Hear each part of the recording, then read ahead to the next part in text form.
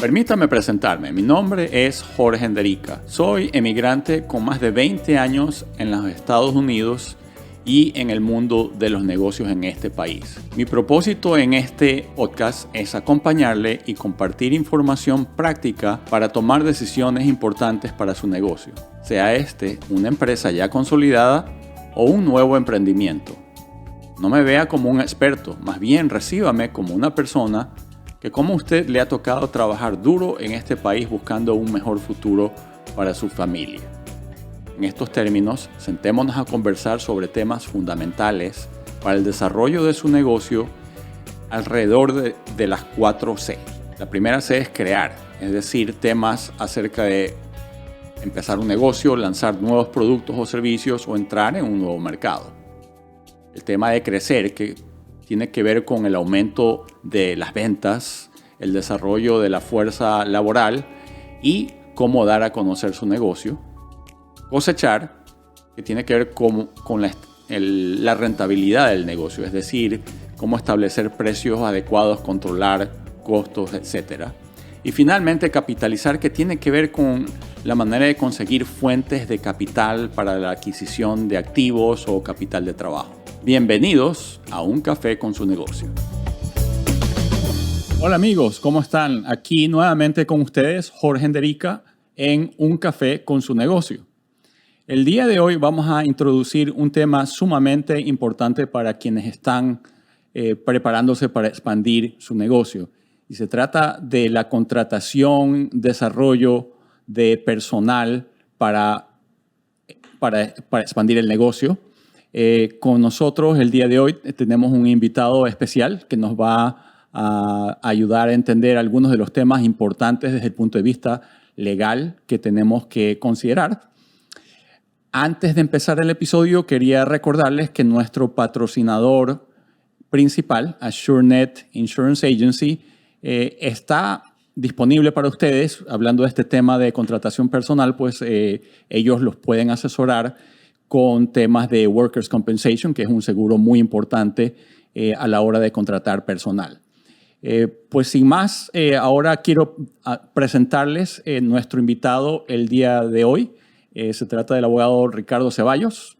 Él es un profesional con muchísima experiencia en el área corporativa y pues tiene ya bastante tiempo de haber tratado con negocios de diversos tamaños y ha tenido la gentileza de compartir con nosotros el día de hoy su conocimiento. Así que, Ricardo, cuéntanos un poquito acerca de tu experiencia.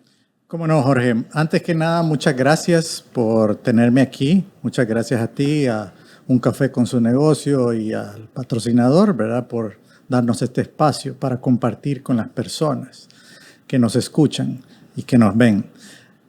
Mi experiencia es, estoy autorizado para ejercer en el estado de Texas desde hace 25 años y he asesorado en el pasado empresas de todo tamaño, de multinacionales hasta emprendedores, empresas familiares. Y el tema laboral es un tema crucial, es un tema que el emprendedor o el empresario se da cuenta que cuando empieza a necesitar más personas es que su negocio está creciendo y eso es una buena señal. Pero como todo crecimiento también tiene sus riesgos, entonces me parece fabuloso que estés tratando este tema, pues porque abarca la precontratación, la contratación, ya cuando está trabajando la evaluación de las personas y si es requisito, si es necesario, pues la terminación, ¿verdad? Entonces, hay que verlo desde todo punto de vista y todos esos pasos tienen ciertos requerimientos legales. Hoy, pues nos vamos a estar enfocando un poco en la contratación. En la parte de contratación. Me parece ideal empezar de esa manera el día de hoy. Y casualmente una de las primeras cosas que te quería preguntar, o sea, ¿por qué es necesario familiarizarse un poco con los temas que tienen que ver desde el punto de vista legal antes de... porque obviamente, tanto tú como yo somos empresarios y sabemos que es lo primero que cuando pensamos en algo vamos y hagámoslo, sí. Pero aquí parece que es importante de pronto hacer una pequeña pausa y entender ciertos temas que son importantes porque de esa manera las cosas van a salir mejor. Así, cuéntanos un poquito por qué es importante eso.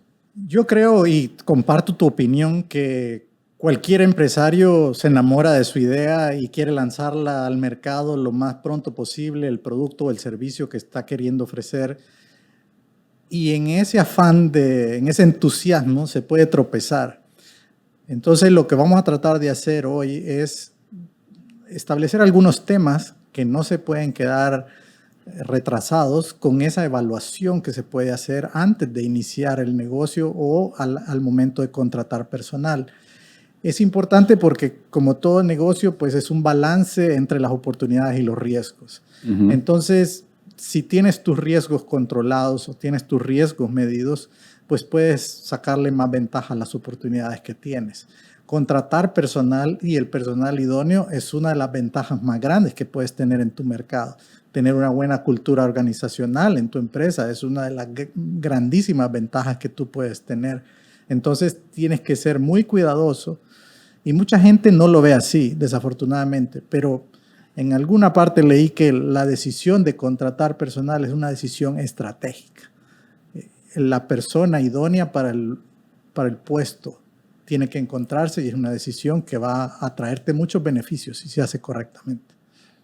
Yo creo que le diste al clavo en esa palabra de idónea, porque esa es definitivamente la clave. O sea, contratar, pues uno puede contratar rápidamente al primero que se cruza, pero esa palabra, contratar al personal idóneo, es la clave, ¿no? De alguien que verdaderamente va a ayudarte a conseguir los resultados y va a ser parte de tu equipo, se va a poner la camisa. Claro. Y va a trabajar mano a mano contigo. Entonces, sí. Me gustó mucho que hayas usado ese término y hayas hecho hincapié porque de eso se trata. No solo se trata de contratar a gente, sino gente que sea idónea para el negocio e incluso que sea compaginable con uno mismo, ¿no? Eso creo sí. que también tiene un aspecto muy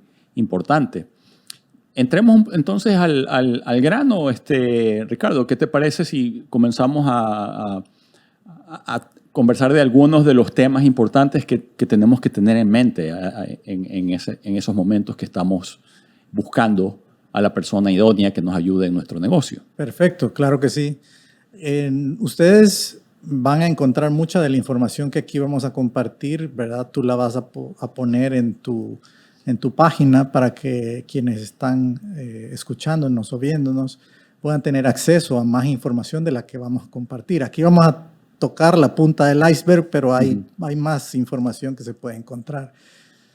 Lo más importante, vamos a tocar lo más importante al momento de contratar. ¿Qué es lo que necesitas al momento de contratar? Primero, el formulario I-9, que es el que ha establecido Homeland Security, ¿verdad? Para establecer que la persona está autorizada para trabajar. Ese es el primer formulario que tú vas a necesitar para cubrirte de cualquier reclamo que pudiera venir de parte del gobierno por estar contratando a una persona que no está legalmente autorizada para trabajar. Ese documento, pues tú lo llenas y lo guardas en tu archivo. Uh-huh. Ese es muy importante. La otra parte también es el formulario W o W4, uh-huh. que es ya tema de impuestos, ¿verdad? Que también es importante a la hora de establecer una relación con un trabajador, pues el empleador tiene obligaciones también de retención de impuestos, de reporte de impuestos. Entonces, ese es otro formulario que también es necesario. Y permíteme que te interrumpa ahí porque creo que es importante. Entonces, de los dos formularios que me acabas de mencionar, el primero entiendo yo que lo llena el empleador. En este caso, si yo estoy contratando a alguien, me tocaría llenar el primer formulario que mencionaste, que es el I-9, ¿no? Sí. El W4 lo llena el empleador o lo llena el empleado? Lo llena el empleado, porque también ahí hay información sobre los descuentos que requiere que se hagan, ¿verdad? Ok. Entonces, ese es un formulario que se llena para que quede establecido ante el IRS que hay una persona que está siendo contratada y a la cual se le van a estar haciendo las deducciones de ley. Oh, ok. Gracias por aclararnos ese punto. Creo que es bastante importante. Y otro tema es la notificación de si tienes un seguro de salud en la empresa. Entonces tú tienes que decirle al empleado nuevo si hay un seguro de salud, si la empresa da esa prestación o no. Eso también se lo tienes que notificar. El otro tema es el tema de la compensación, el Workman's Comp, ¿verdad? Que también lo tienes que notificar al empleado si lo das o no lo das. Vamos a tocar un poco más este tema, pero porque Texas, y por estar nosotros aquí en Texas, es un estado muy peculiar en cuanto a la legislación de Workman's Comp. O sea, de lo que estamos hablando es de compensación de los trabajadores, ¿correcto? Correcto. Sí, yo creo que ese es un tema definitivamente que vamos a tocar puntualmente a medida que vamos avanzando.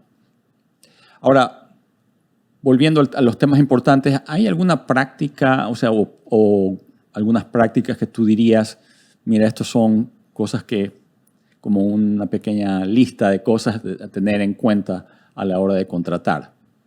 Bueno, a la hora de contratar tienes que tener una descripción del puesto, un perfil del puesto, porque como hablamos, buscas la persona idónea, ¿verdad? Para que entre en tu grupo de trabajo. Entonces, ese perfil de puesto y las expectativas que tú tienes, es importante que el empleado las conozca y van a pasar a formar parte de su contrato de trabajo. Okay. Esto es muy importante porque si bien la legislación reconoce el contrato de trabajo de hecho, eso significa que no hay un documento de por medio, se puede establecer una relación de trabajo aunque no hay un documento de trabajo, de un documento que esté por escrito. Es decir, que es un contrato verbal, es plenamente válido. Es correcto. Pero sin embargo no lo recomiendas. Es correcto. No lo recomiendo porque sirve para protección de ambas partes. Pero para el empleador también sirve para transmitirle las expectativas del trabajo que espera de ese empleado. Entonces, el empleado sabe el marco dentro del cual se tiene que circunscribir al realizar sus funciones. Entiendo. Y por eso es bien importante que se tenga, ¿verdad?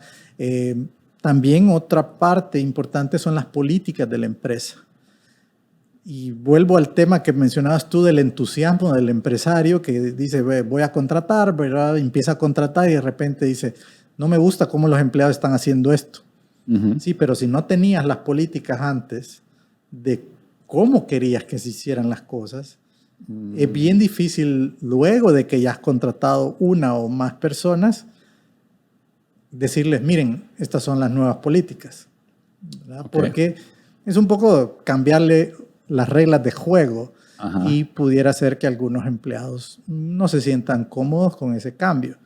Okay. Entonces es mejor hacer la tarea y dedicarle tiempo aunque sea a grosso modo, tener algunas políticas, es mejor que no tener ninguna política. Y aquí creo que es importante porque obviamente yo me estoy poniendo en los pies de los que nos están escuchando y posiblemente lo que les está pasando por la mente es, bueno, ¿y dónde y cómo, si nunca he hecho eso, dónde podría empezar, dónde podría agarrar ahí a lo mejor algún modelo que pueda servir?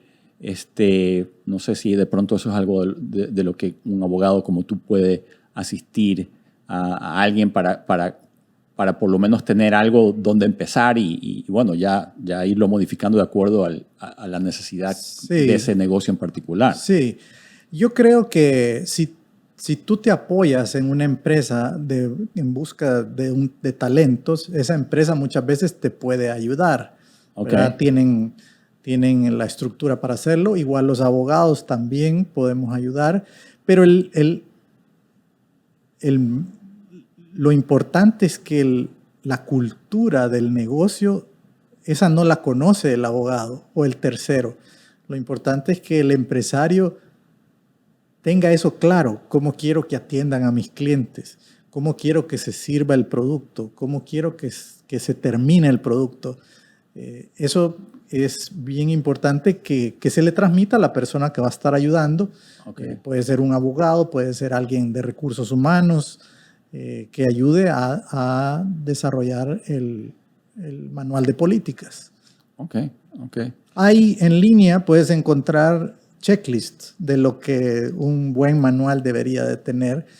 Y como decía, lo mismo que con el contrato con el trabajador, es mejor tener un manual que no tenerlo, ¿verdad? Que no tenerlo. Entiendo. Claro, porque, o sea, según si te entiendo bien, o sea, a la hora de haber, y obviamente cuando uno contrata personas, cuando uno está entusiasmado con el negocio, no está anticipando que las cosas van a salir o van a terminar mal, pero pues así es la vida, ¿no? Y a veces no terminan de la mejor manera. Me imagino que al tener un manual, lo que tú estás sugiriendo es que hay un punto de referencia donde el empleador pues, puede decir, mira, nosotros hemos sido claros desde un principio, y entonces ya hay un elemento que puede respaldar la decisión que haya tomado el empresario, ¿no? Correcto. Y eso me lleva a otro punto, que es ya cuando ya has contratado, tienes que documentar también el cumplimiento de esas políticas, el cumplimiento de los manuales de procedimientos, por ejemplo. Si tú tienes un buen empleado, el buen empleado va a hacer suyas esas políticas. Se va a identificar con la empresa y, como tú decías, se va a poner la camisa y va a decir, no, aquí me han dicho que tengo que hacer esto en este orden para poder entregar el producto o el servicio conforme la empresa lo quiere. Uh-huh. Entonces, las desviaciones de esa política también tienen que quedar documentadas. Y esto sí quisiera que lo entendiéramos bien. Uno no documenta, o la intención de documentar esa relación no es pensando voy a preparar un file, un expediente para luego despedir a esta persona. No, creo que la intención es que mejore el empleado en su desarrollo de su trabajo. Uh-huh. Pero si esa persona, porque como tú bien decías, y cada cabeza es un mundo, ¿verdad? Tú puedes contratar a una persona que la primera impresión o la entrevista o una segunda entrevista, tú dices, es casa como pie al zapato. Pero ya en el día a día, tal vez la persona cambia o sus intereses cambian y ya no le pone el mismo empeño al trabajo. Entonces, tú tienes que irlo documentando, pero para darle una oportunidad a esa persona. Si no se da esa oportunidad, pues por lo menos tú tienes documentado y evitas que vaya a haber una demanda luego de ese empleado que no quedó satisfecho. Si tú le diste la oportunidad y le diste los tiempos para mejorar, pues será más fácil que esa demanda se vaya. Y a medida que ibas hablando de eso, o sea, a mí se me ocurre, como tú bien lo dices, no necesariamente se trata del caso de que haya alguien que hay que desvincular del negocio. Y se me estaba viniendo a la cabeza, pues yo me imagino que eso también es muy importante a la hora de mostrar que tú no tienes favoritismos y que no estás dándole un tratamiento que se podría decir discriminatorio. Y sabemos que eso es un tema muy importante actualmente y que hay que estar protegidos. Entonces me imagino que ese es otro de los puntos, ¿no? Sí. Si hay algo que quisiera yo que quienes nos ven o nos escuchan se llevaran a casa es que tienen que tener documentación. Documentación de la relación con el trabajador, documentación de las políticas, documentación del desempeño y también que las políticas se apliquen uniformemente. Eso es lo más importante que tú vas a hacer para evitar que se considere que tú estás tratando discriminatoriamente a una persona, por la razón que sea. Pero si tú eres parejo y aplicas las políticas y las reglas de la empresa en iguales condiciones para todos, tú te estás cubriendo de que no vaya a haber una posible demanda porque has tratado mal a X o Y empleado por alguna razón, ¿verdad? Claro. No, eso hace mucho sentido. Estaba pensando que también, pues, al tener las cosas bien documentadas, es una buena idea en caso de que tengas una auditoría o algo suceda, pues entonces no sé si eso es una posibilidad de que alguien te haga una auditoría en un momento dado desde el punto de vista laboral. ¿Eso es una posibilidad? Sí, el Departamento de Trabajo puede hacerte una auditoría para ver si hay algún reclamo o si alguien llegó y les dijo, miren, fulano de tal, ¿verdad?, discrimina contra las personas mayores de edad. Uh-huh. Entonces, si ellos vienen y ven que tienes una tendencia en tu contratación o en tu despido de personas que vulnera a esta categoría de personas, pues te van a decir y te van a sancionar. Mire, usted está tratando discriminatoriamente a las personas mayores de edad, por decirte un ejemplo. Claro. Algo que también se me vino a la mente a la hora de documentar, tener un manual y tener las reglas claras, que es lo que estamos hablando, tener una regla, un grupo de reglas. Me imagino que no tiene que ser una cosa extremadamente compleja, pero tener algo creo que es una muy buena idea. Sí. Y algo que se me viene a la mente, como lo estaba diciendo, es también, pues sucede en los pequeños negocios. A veces tenemos personas que vienen y para muchos empresarios es una realidad que de pronto alguien que entró a trabajar en el negocio decide poner la competencia. Sí. Entonces, claro, todos tenemos un derecho de ganarnos la vida o sea, de acuerdo a nuestras habilidades.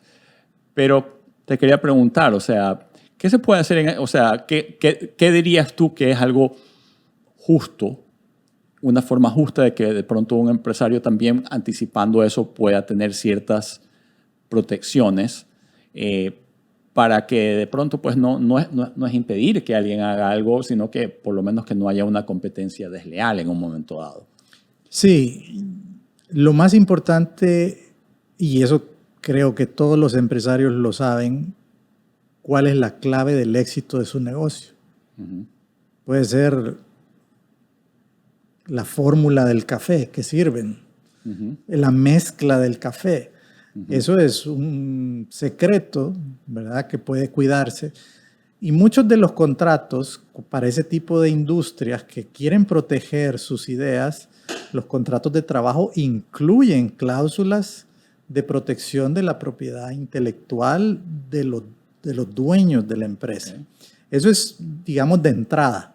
Es algo entonces que debería de incluirse en un contrato de trabajo, si eso es una consideración importante. Me imagino que otra cosa, no solo secreto, sino que a lo mejor hay ciertos clientes. ¿Eso es algo que también se puede estipular en un contrato de trabajo? Sí, las cuentas, ¿verdad? Ciertos clientes tienen ciertas preferencias que cuando tú has tenido un cliente por muchos años, tú sabes exactamente a dónde le aprieta el zapato y qué cosas le gustan, qué cosas no le gustan.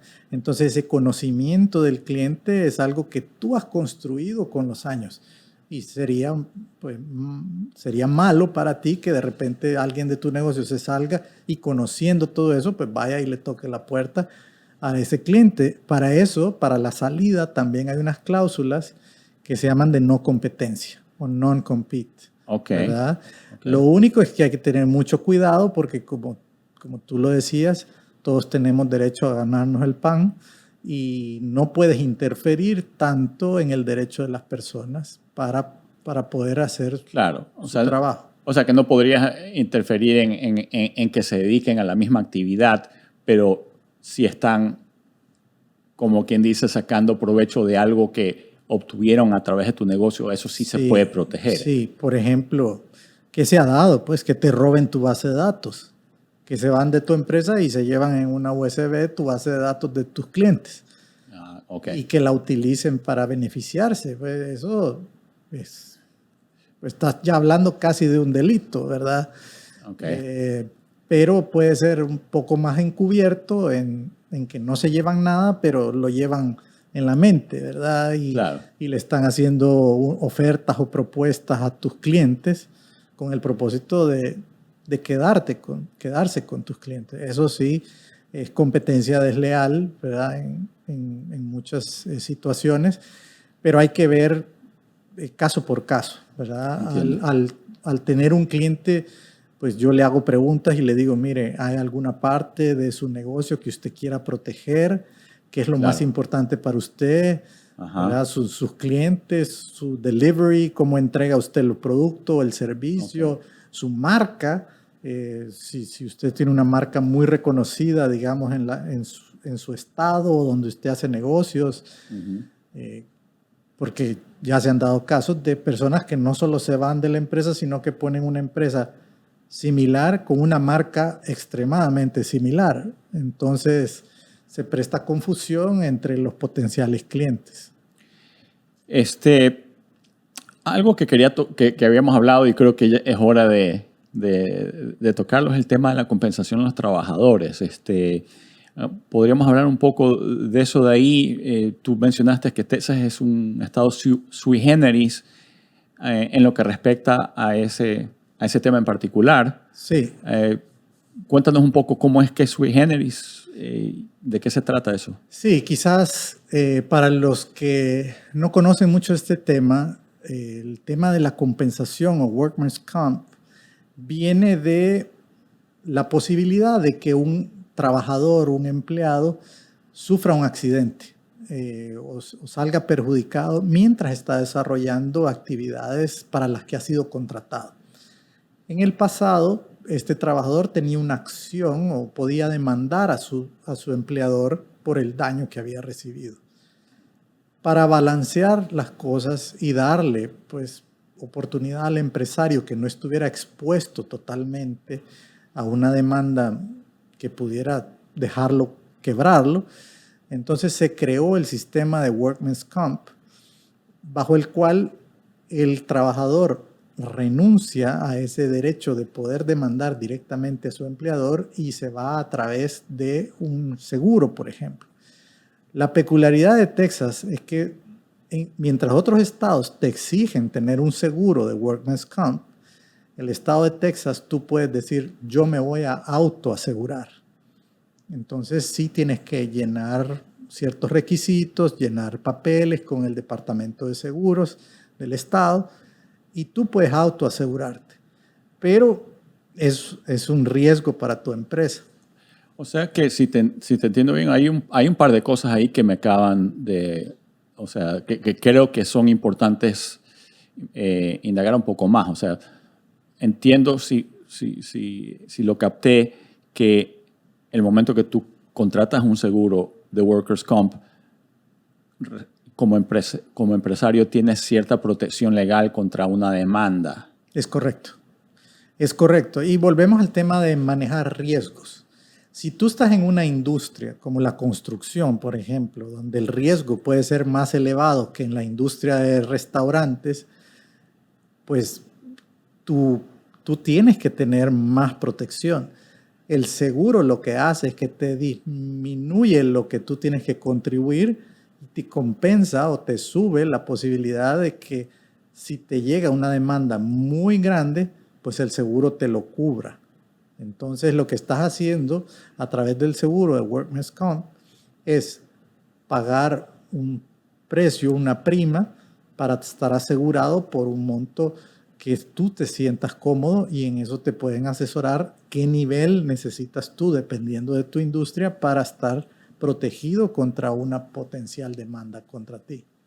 Y el segundo tema que mencionaste es que también me pareció interesante, o sea, sí, sí, eso conozco que aquí en el estado de Texas muchos negocios no tienen workers' compensation porque no es un requisito en este estado particularmente tenerlo.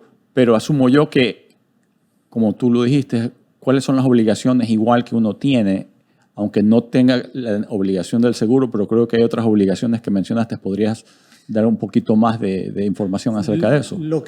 Si tú no tienes un seguro y no estás inscrito con el Departamento de Seguros y tienes empleados, lo que estás haciendo es exponiendo totalmente tu patrimonio, tus bienes, como persona, ya no como empresa, a que te demanden por los daños que haya recibido un empleado. Entonces, volvemos al tema del manejo del riesgo. Si tú quieres correrte el riesgo de que una demanda haga desaparecer tu casa, tus vehículos, todo lo que tú tengas, pues te estás exponiendo a eso. Si tú tienes un seguro, entonces tu nivel de exposición baja porque pues el seguro debería de cubrirte, si estás bien asesorado, los potenciales riesgos que tú pudieras tener.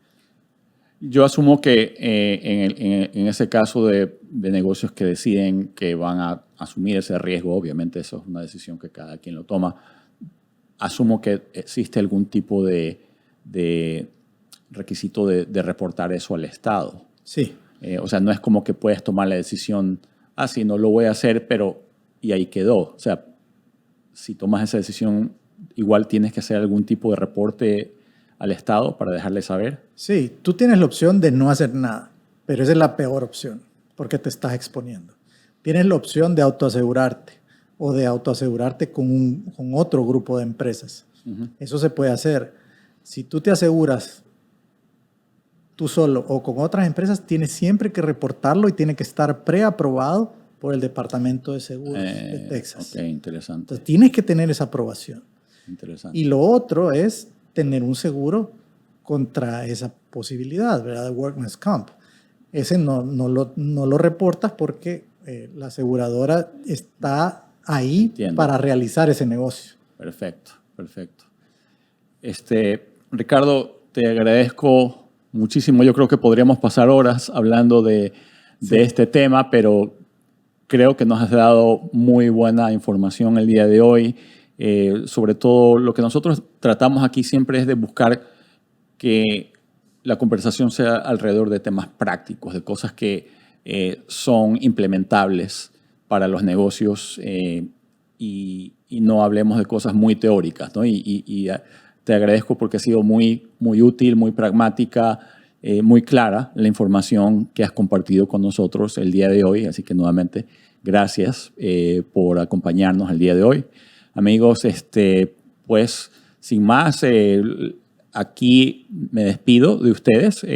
Nuevamente, Jorge Enderica, Un Café con su Negocio, y los esperamos en el próximo episodio de esta serie acerca de contratar personal idóneo para la empresa, donde hablaremos con otro experto en la materia de dónde encontrar a estas personas. O sea, ya a la hora de la búsqueda y de seleccionar, vamos a tener una invitada especial que nos va a conversar acerca de este tema. Así que estén pendientes y próximamente estaremos lanzando el siguiente episodio. Nuevamente me despido de ustedes, Jorge Enderica, Un Café con su Negocio. Y antes de terminar, quiero agradecerle a SureNet Insurance Agency por su patrocinio y hacer esto posible. Ellos los pueden asistir si ustedes quieren conversar y necesitan saber más acerca del seguro de compensación al trabajador, o sea, Workers' Compensation. Si necesitan contactarse con ellos, los pueden llamar al 214-739-5610. Muchas gracias y hasta la próxima.